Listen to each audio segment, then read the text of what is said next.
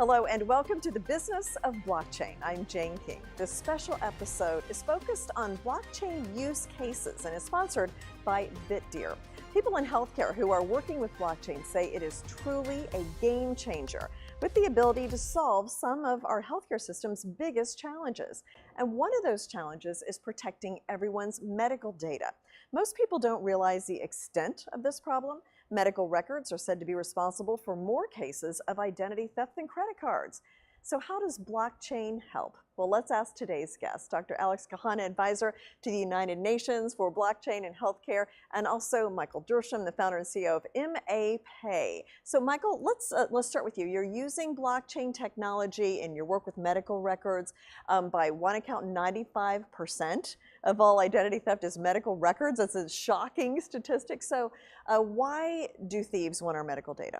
In 21, there are nearly 700 different data breaches in the US alone, with over 45 million of our personal health information records exposed.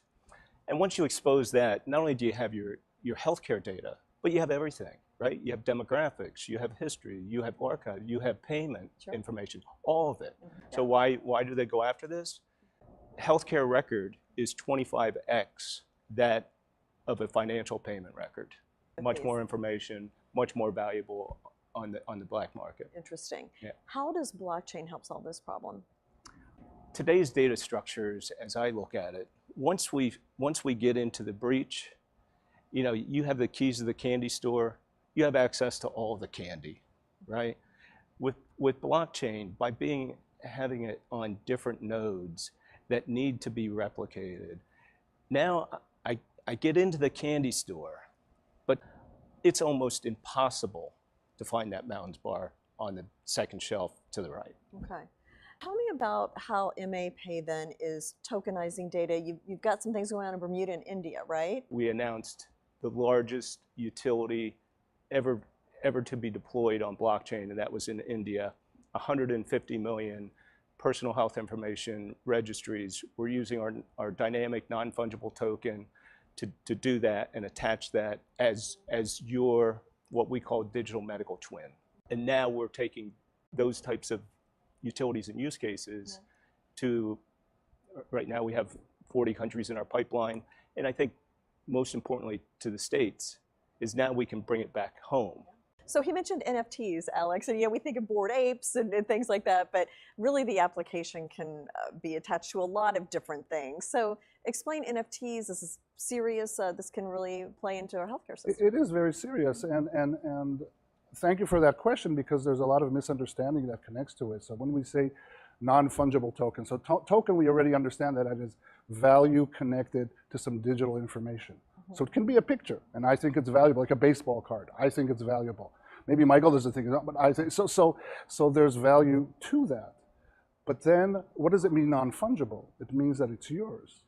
It belongs to you. So, for example, I have a Metro card. If I give you that Metro card, it has the same value. It's fungible. You can use my Metro card. It has the same value. It gives you the same service for a trip. But your passport, although it costs the same, is non-fungible. I can't use yours to travel. And so this whole idea that you can create your digital self, your digital image, some people call the avatar. You know, if you can create that and attach multiple values to it, not just one value, that really is a game changer. Yeah. If I could add something. Go ahead. To what Alex was saying, you know, starting to create that electronic version of yourself, that digital medical twin.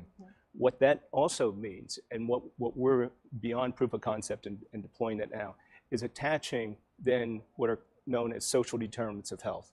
That part of us that is part of our electronic version of ourselves, but is not in the clinical record, is not in that hospital system record, it's not in your doctor. It's those environmental, social, geospatial, where you live, your wearables, all of that is what we feed into that NFT. What about the financial impact? Is there a cost saving significant? Who benefits from this? Society, I assume? Everybody benefits. It avoids all the, I want to say, friction. It's more convenient. It's 24/7. It's immediate. There is no capital leakage.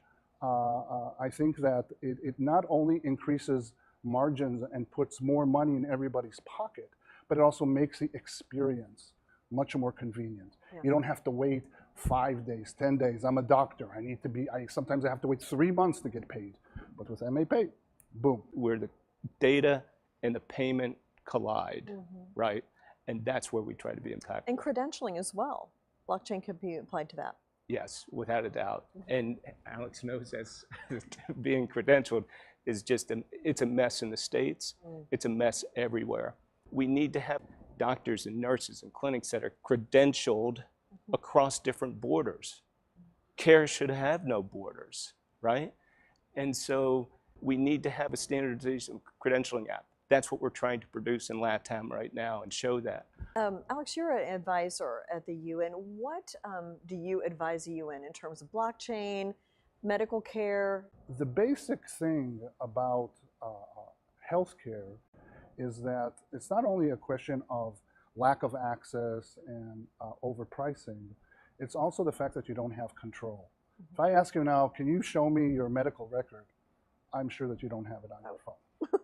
And I'm sure that people are not aware that 49 out of the 50 states in the country, the health data does not belong legally to you.